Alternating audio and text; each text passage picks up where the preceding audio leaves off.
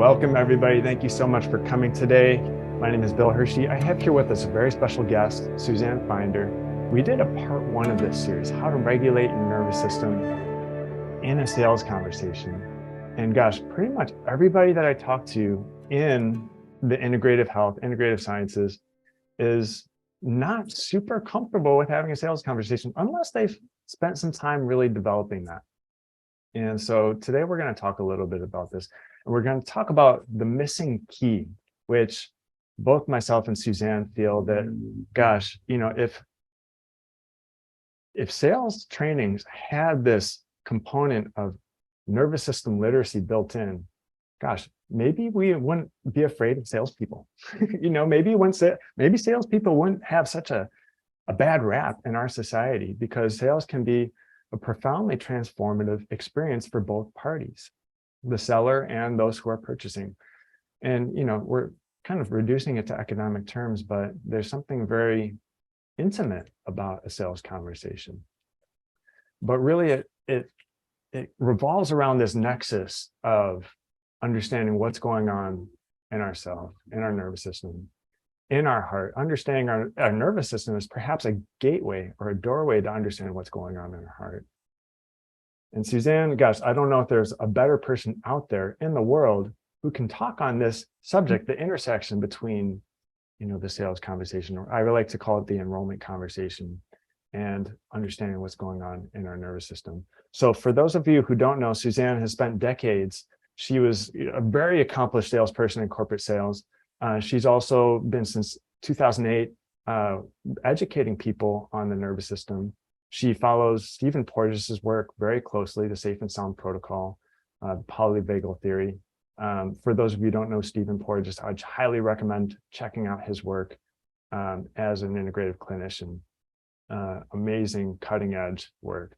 So Suzanne, thank you so much for taking the time. Happy to continue our living conversation here and dive in. And gosh, maybe last we talked, just to review our last call, we talked about how going into an enrollment conversation, into a sales conversation, what if it wasn't about how can I close this sale? How can I, get this person to enroll?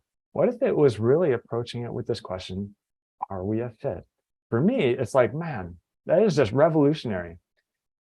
Now, for you, I'm curious, how did things change for you when you started approaching sales with that paradigm? First, it took a lot of work, right? Because we're depending upon, I guess, moving from corporate into selling my coaching, enrolling my coaching. So I have a fairly long history in a transition. I sold after I left corporate from the East Coast, moved to the West Coast. I sold some of those big ticket packages from the big marketers. So I was a closer, and it was just awful until I took a course on how to enroll from the heart, and then my closing ratio went up. But it was 100% commission, so there was a tremendous amount of pressure, and it took a lot of self-work, which people don't want to do. And I think in some ways, it's just part of our culture. We don't want to do that work. It's uncomfortable to do. Nevertheless, to be a really good seller, I think the number one thing is connecting person to person, not as a number, not as okay, I have to close the sale or else I don't have money to pay my rent or whatever, my employees or whatever. The idea of, tell me about you. I had an enrollment call this morning. It was a referral. The woman didn't know me. So I asked her some really deep personal questions. And I was really not uncomfortable doing that. And so we have to come from a place of being really curious and really safe within ourselves. How are you? Tell me what's going on with you. What brought you to this conversation? What had you say yes to this conversation? Or if if you have a prospective patient walking in, what's going on? In a way, and asking in a way that's very gentle and caring. And then allowing that personal experience of connecting with another person, not looking at it as a sales call, and maybe not even to the degree of, are we a fit, but hi, who are you? Tell me about you. Tell me what's not been working. And in today's call, I asked about really private things. I asked about the relationship that she had with her parents as a child. Now, granted, that's what I do. That's what the nervous system is all about. But in a clinical situation, that's also not inappropriate. So it's getting familiar with what are we doing and what is the real purpose. The conversations where the person feels really heard, like, oh, someone is really understanding me. She or he feels safe asking me these questions. And it's not like they're coming across as intrusive because I've set up a container of safety right from the get-go. And when that person feels really heard and understood, and if there is something we can truly offer them, the likelihood that they're going to step in because they in their heart feel, wow, there is someone who gets me and gets what I'm going through. And I want to spend time with that person. Mm-hmm. That's when the sales magic happens. And we call it sales, and sales has a bad rap. But really, the truth is it's a conveyance of value. Is the person going to value my care for them? So it's my responsibility as a salesperson, as a clinician, to convey that care really upfront. Not in a false way, but in a really genuine way. Yeah, and there's so many things that are coming out of even just what you're saying right now. And really, if I can highlight this, that coming into this conversation, creating this safe space for our prospective client, where number one, we're creating a healing environment, a healing space, an experience of healing for what we can potentially continue to provide for them. But the key for that, so the sales conversation is really like part of the medicine in a way, right? Yes. It's their first taste of the medicine of working with us. But number two, in order to create that psychological safety, that warmth, that therapeutic environment, it really comes back to this core of being regulated within our own nervous system. Yes. And so I wonder if, gosh, let's just get right into it. We talked a lot in part one. Maybe we can talk about some practical things that folks can do. And I know we touched on a couple of them. What are some practical things that someone can do to prepare for an enrollment conversation, or during an enrollment conversation, to ensure that they're in alignment with, that, what we call it, that vibe that we want to exude or create for that space. Yeah. So in our culture, we live on our heads. We think that thinking is the answer. We try to think our way out of problems. I'm not saying that that's wrong or bad, but when we're triggered, we can't think straight. Physiologically, what's happening is our ability to think gets shunted to our reactivity. It moves from the prefrontal cortex back to the midbrain, where it goes into fight or flight, which essentially shuts off our ability to really think and be clear. We have filters that say, oops, I'm in big trouble. I can't handle this. We don't even know what's going on. We might feel elevated heart rate and a change of our body temperature. We might feel our mouth getting a little dry. We may not even be aware it's happening. Right? It's like you're in an auditorium. Just pretend you're in an auditorium, right? And You're not on the stage, you're not one of the presenters, but one of the presenters says, hey, Bill, you have the answer to this. Come on up and answer. And all of a sudden, you feel your heart rate going, right? That's what I'm talking about. So we need to be out of our heads and in our bodies, being really present to ourselves. So there's just dozens and dozens of somatic exercises. One of the ones that I have my clients learn and practice every 60 to 90 minutes of the day is what's called a yawn stretch. I don't know if you and I have done this before, I think we did, but it includes moving the body, and it allows for this spontaneous breath to occur. So it's really stretching, really stretching. And allowing, and I felt it, allowing the spontaneous breath or a yawn to occur. It releases some adrenaline and cortisol, right? It disperses it, gets it out of our system. We might shake it off. Now, of course, we can't do this in front of someone. But what we can do prior to meeting someone, if we start feeling anxious, and by the way, the time to do this kind of somatic work is not just before the appointment. It's throughout the day, so that when it occurs, you're not even that triggered because you're really in your body already. Another exercise that I like a lot is what I call open hand breathing. So we would start with gently closed fists and use the breath and the fingers in a syncopated way. So we're slowly opening up as we breathe in, and we extend the exhale and slowly close our fingers to coordinate our breath with the finger closing. Now, why do we want to have the exhale longer? It's because it sends greater signals of safety to the nervous system.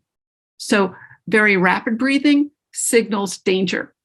Slower exhales signals relaxation. So it's impossible to be in, I haven't found, for me anyway, that it's possible to do this exercise, breathing in,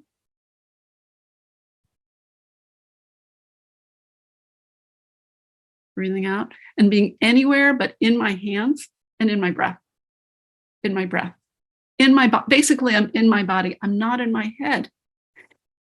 This syncopation requires concentration. Now, when we've had challenges meditating, a lot of people can't sit in meditation. I know you're a very practiced meditator, but a lot of people start feeling anxious. They can't sit still. It hurts. Their mind starts going crazy. This is a wonderful exercise to get in your body and just relax.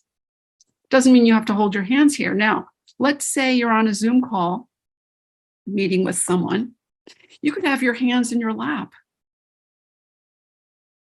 And while they're talking, you're breathing and just listening, being really present. We can't be fully present with another if we're in the past or in the future in our heads. We need to be super present right now. Being super present right now means we're not in fight or flight. It means that we're not shutting down. It means that we're just really, really present with ourselves in our body, and then we can be with that other person.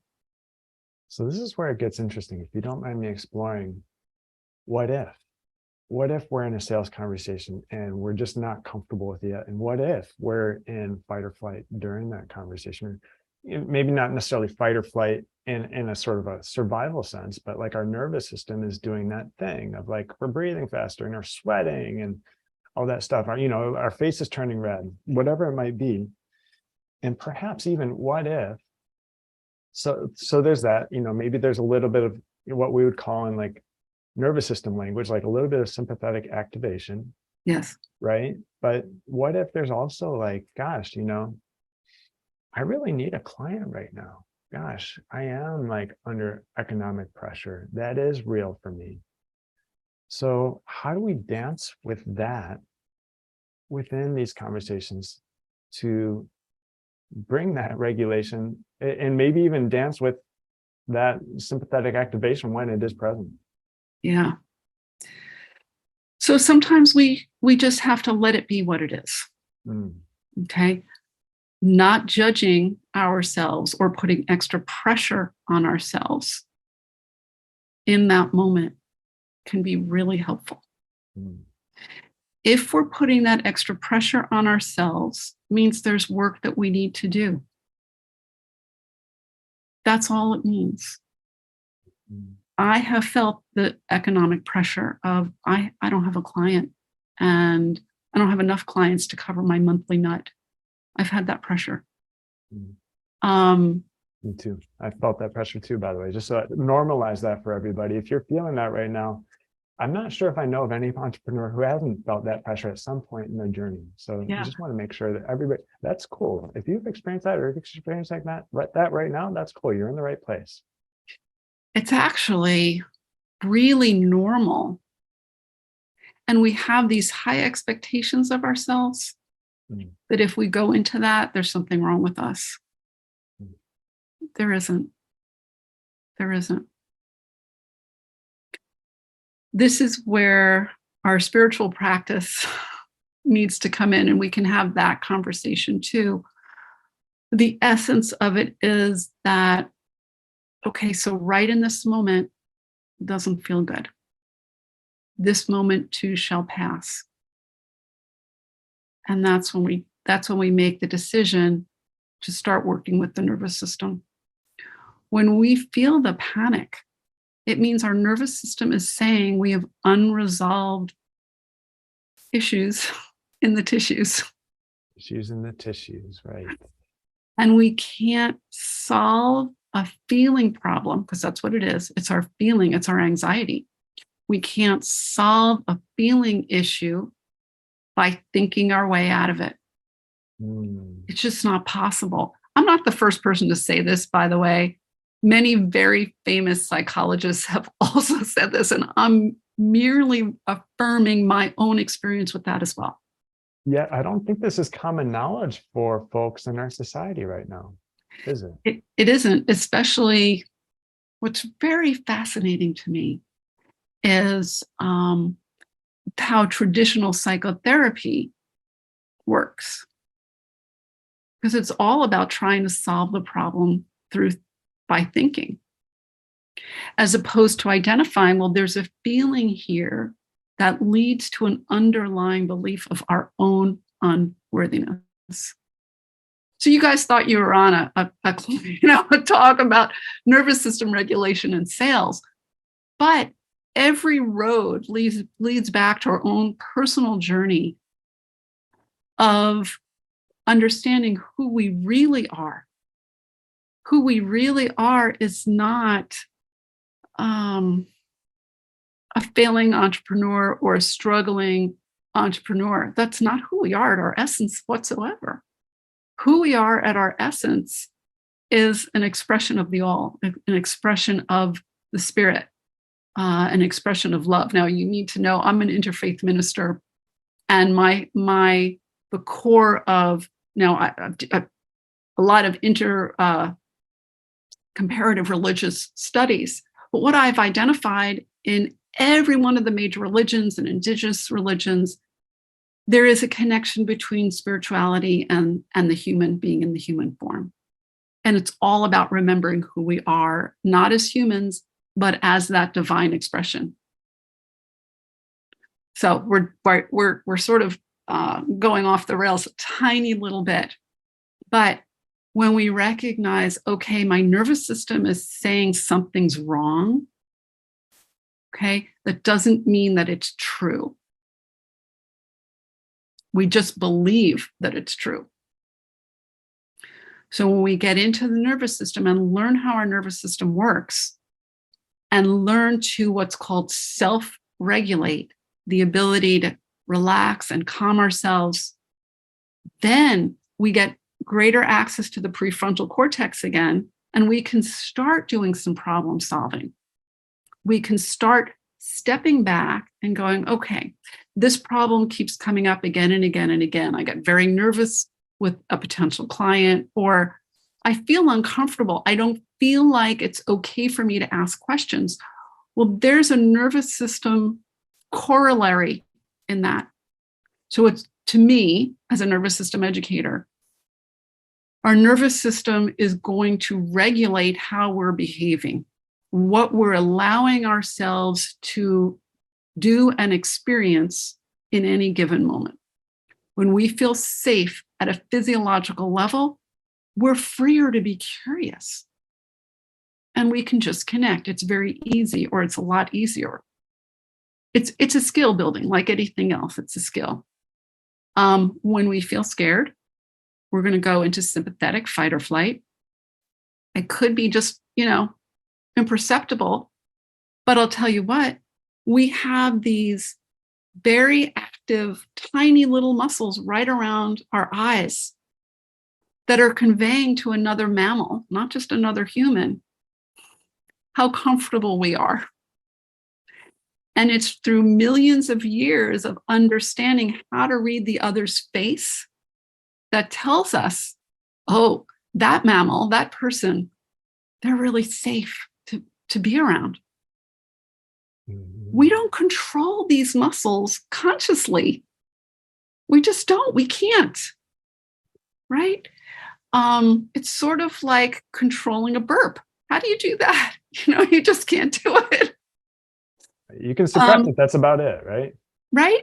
So other mammals, humans in this case, are reading information here. The nervous system does not lie. It just doesn't. The other person is going to perceive based on their nervous system. But in every given moment, nervous systems are talking to one another. Is that person safe to be around or not? If we think back in evolutionary times, did I say that right? I think that came out a little weird, but our evolutionary history is we came from little rodents, right? We evolved from reptiles into these tiny little rodent types. And when the dinosaurs were roaming the earth. And so the way that we were able to survive is through this understanding, non-conscious seeing what was happening with the other animal. Were they terrified? Were they, hiding? We would need to know that non-verbally. So we think we're communicating verbally, but we're really, the truth is right here. Right. Gosh, in advanced sales trainings, they talk about transference. And of course, in therapy training, they also talk about this emotional transference. That's perhaps a lot of that percentage of transference is happening through our eyes. Perhaps it's happening through our tone of voice. Perhaps it's happening through our body language. Probably very little of that is actually coming through our actual words, right? We think it is, but yes. And one other key point is the prosody of our voice. So the relaxed sing song, but not in a weird way, right? But just the relaxed way that the tone of the voice goes up and down is very soothing. And that's something to practice. So you said, what could we do to prepare? I would say practice with colleagues, having a heart-to-heart conversation, asking, tell me a little bit about yourself. What's going on for you? What's really bugging you? And creating that safe space within yourself to be able to share the same thing, right? It's not a one-way street. A sales conversation, a conversation of connection is always like a good dance. You have two dance partners who are interacting. And I love to dance. And I love to dance with a good partner. It just feels really good. And that's what we're doing in a sales conversation. If we allow ourselves to get to that place and practice enough of our own worth, we see that no matter what happens with the other person, that they are really worthy. They're worthy of attention. They're worthy of our care. They're worthy of our curiosity. It inevitably increases the amount of, yeah, I want to work with you, because so few people are able to do that. That's the thing. And, we're talking about, learning how to navigate our own nervous system in a sales conversation. But my sense is I've kind of already felt this, but perhaps it's even becoming more clear through this conversation that this will actually make us a better practitioner as well, won't it? So there are a number of published studies. I wish I had some of those to share with you, about doctors who listened and asked questions where the patient felt that the doctor really cared, the provider really cared. You can look on PubMed. Gosh, I'm so sorry I don't have that with me. That the studies are pretty conclusive that I want to say the healing rate or the success rate in the treatment is far greater when there was a real, true, kind connection from the provider to the patient, where the patient really felt taken care of.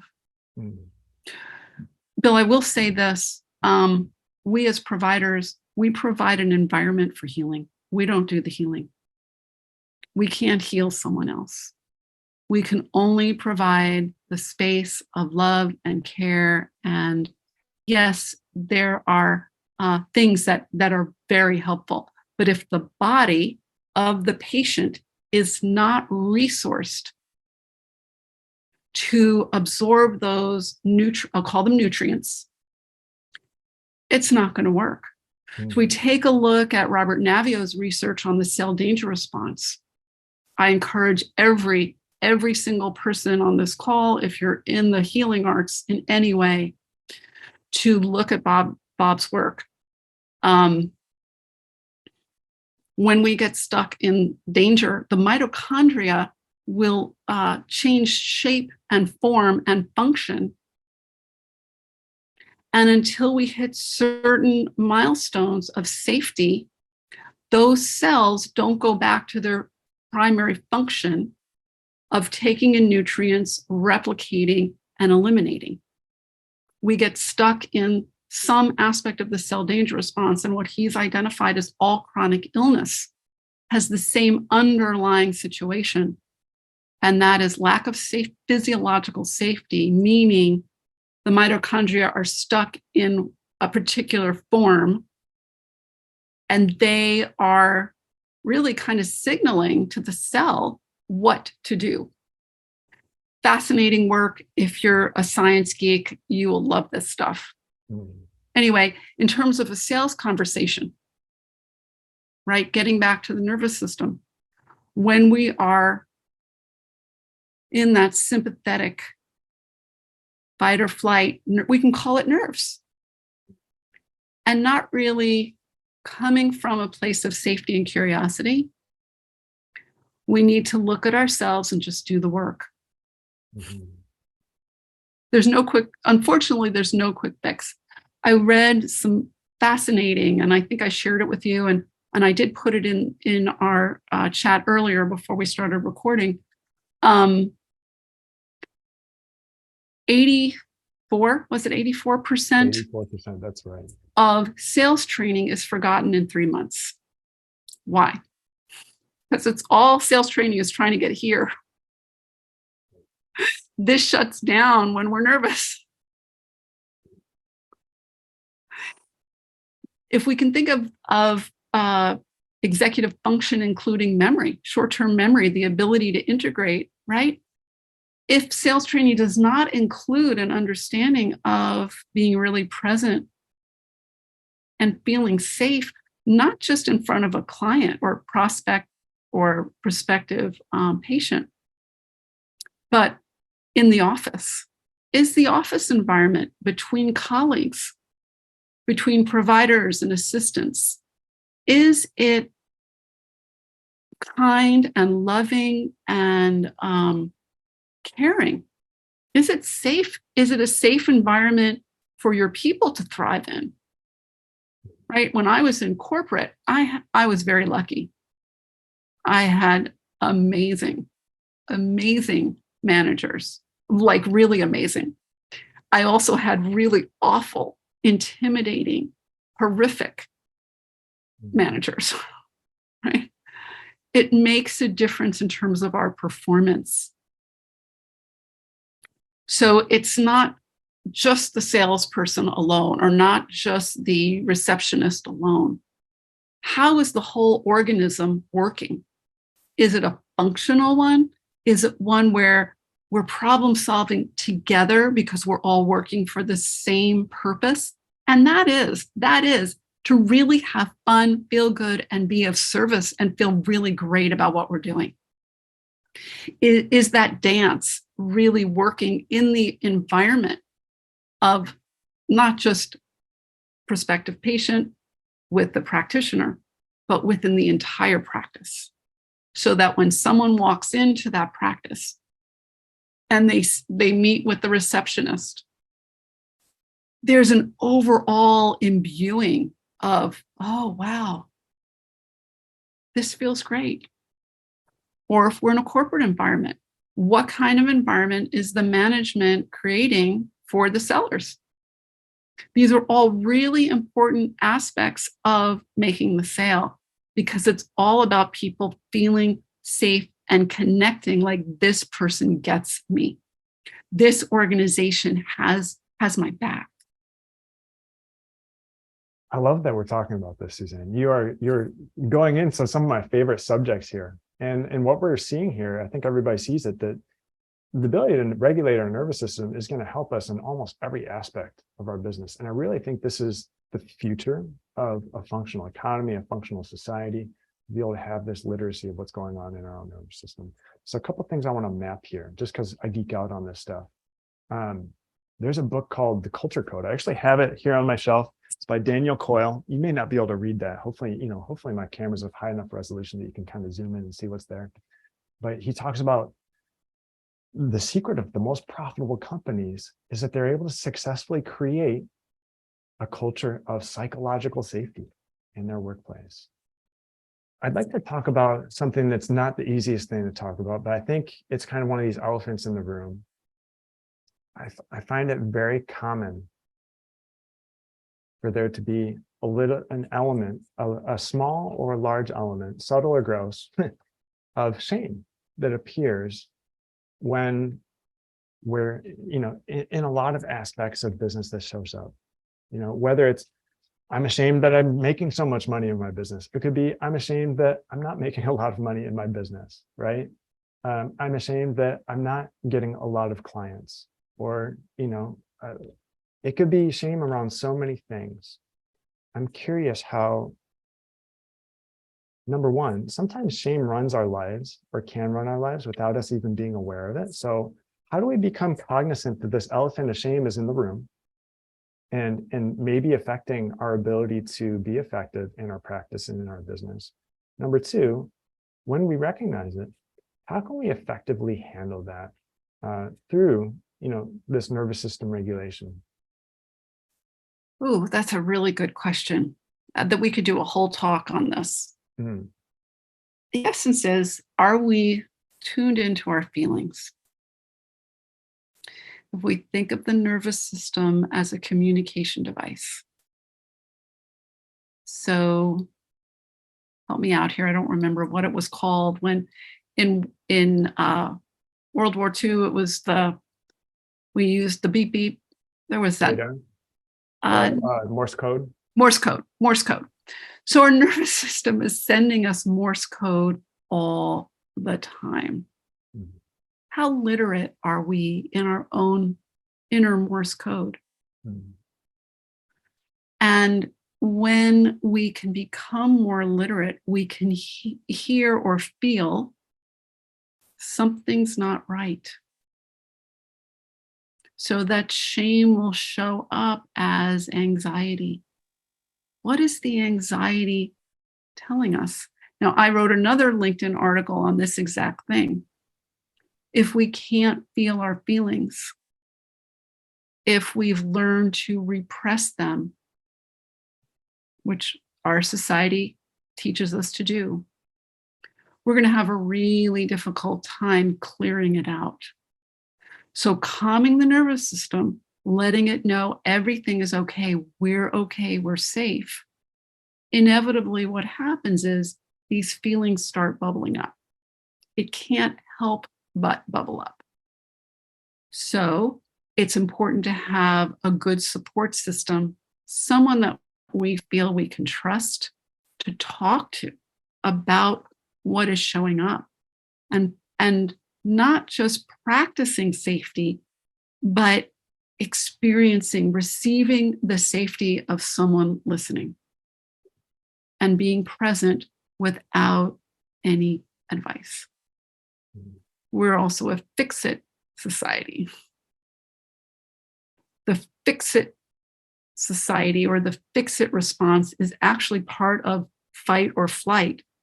Fight, flight, fix is how a psychologist, Terry Real, describes fight or flight. It's fight, flight, fix. When we believe we have to fix things, that's when we get in trouble. That's another Morse code. Beep, beep. There's something happening here that we need to take a look at. We can clear the shame out. We just first have to feel it in order to heal it, and then be seen and witnessed and recognized. Whatever decision we made about why we need to be shameful or why the shame shows up, it's always something around I'm not good enough or I'm broken in some way. We all share this. Everyone in our culture has this challenge, right? It takes a lot of bravery, a lot of courage to be willing to face what's really underneath the happy face, right? But we can't be genuinely happy. We can't have those wonderfully soft and inviting, warm muscles without really excavating what we've been pushing down. And to come back to what I said initially, it takes a safe nervous system for that all to occur. Somatic exercise is a really good way to do it. Practicing safety with someone who's safe, and understanding what the rules of that engagement are, because it can get very scary. Great to do with a therapist, great to do with a holistic practitioner that really understands the dynamics here. And also the safe and sound protocol, which, Bill, you know, is my thing. So yeah, I know I ramble sometimes, but it gets very deep. Some of these questions, there's not just a surface answer. All of this stuff takes work. But when we get into it and we see the results of it, we just want to continue doing it because we know we're on the right track. This is the way to go, guys. To have that bravery to say, I want a better experience. I want a better life with myself, with my clients, with my mate, with my kids, with the environment at large, with someone at the grocery store. We all are craving that connection. And that's what really this is about. Sales is really about connection.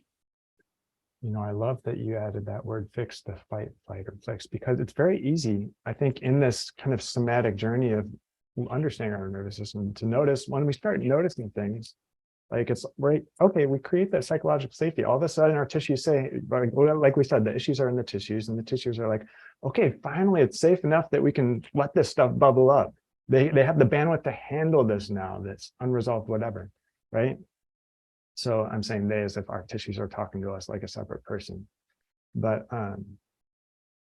gosh, you know, the initial instinct or tendency might be like, oh, you know, that's fight or flight, push it away. Or, oh gosh, this is a feeling that, you know, I shouldn't be this way, push it away, right?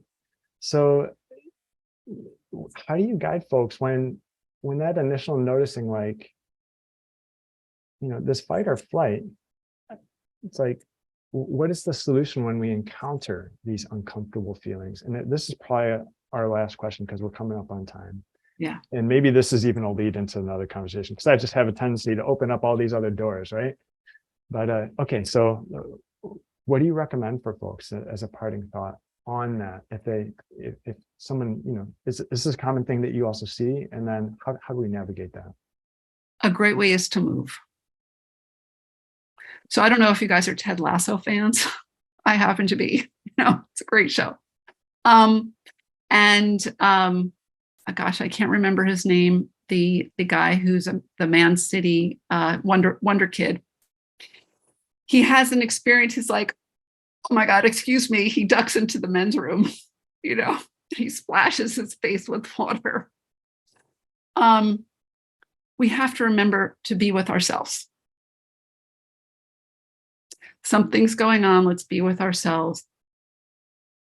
Either focus on putting your energy into the ground. See, this is where it gets tricky, because it takes practice to be able to send your mind into your body. When we're in our body, we can feel safe. When we're in our head, things go awry. Being present now is where safety is. The now is where the safety is. And we're not talking about you're running for your life because a bus is about to collide in you. That's not what we're talking about. That's a pretty legit fight or flight. You better fly it out of there, right? You better. We're talking about sort of relational safety, so that we don't feel ashamed. Oh, I don't know the answer, or this person's going to reject me, or any number of things that we are terrified of because they are unresolved in our nervous system from being a child. Yeah. The nervous system is where we store our non-conscious memories. There's another word for that. I'm not remembering what it is right now. But our implicit memories are stored in the nervous system. And our nervous system is going to go, oh, danger signal. And it's just going to respond the way it responds. Right? I do not like roller coasters. And I tried going on a roller coaster 2 years ago or 3 years ago, because I thought, oh, I know it's just a roller coaster. I'm going to be fine. Oh boy, I was so not okay. Right? It's my nervous system that's responding, not my adult. This is just a ride. No, I'm terrified. Right? So it's, again, coming back over and over and practicing, remembering that, be in the moment, be safe in the moment, ground our feet, maybe clap our hands, do something with the body, do that breathing, get back into the body. And just remembering to do that when we're triggered, that takes practice. Yeah. Wonderful. Gosh, Suzanne, so I know you have a way that people can take a little bit of a quiz. Would you like to mention about that and maybe throw a link for us in the chat? Absolutely. So the link is my website, Mindful Success with one L. And here I'm going to type it in. And right there, you can't miss it. There's a link to take a quiz. And it's, are you stuck in fight, flight, or freeze? In other words, how much time are you spending in fight, flight, or freeze? And it's a very simple 10-question, multiple choice, choose one for each question. It comes to me, I review each one, and I send you a personal response so that you can help see what's happening with you, and then have some options as to, whether you'd like to connect with me further and discuss it further, or just take that back to the work that you're already doing. Well, Suzanne, this has been quite the treat. Thank you so much for being with us. Gosh, everybody like that presentation, that interview we had? Did anybody get some golden nuggets from that? Feel free to throw it in the chat. If just throw the word love in chat, or throw a little heart in chat if this was valuable to you. So thanks again. We're going to send out a recording to everybody who attended. I might just actually send it to everybody on the list, and everybody who's here is on the email list. So you'll be able to access it that way. Of course, feel free to reach out to me or reach out to Suzanne directly. You can probably get in touch with her through her website. If you have any thoughts you'd like to share on this presentation, maybe even things that you'd like to hear more about, happy to expand. So thank you, everybody. Thank you, Suzanne. Hope you all Bill, have a wonderful weekend. thank you so much. I always love chatting with you. We always have so much fun. Yeah, this is great. Love it. Okay, everybody, take good care. Bye-bye for now.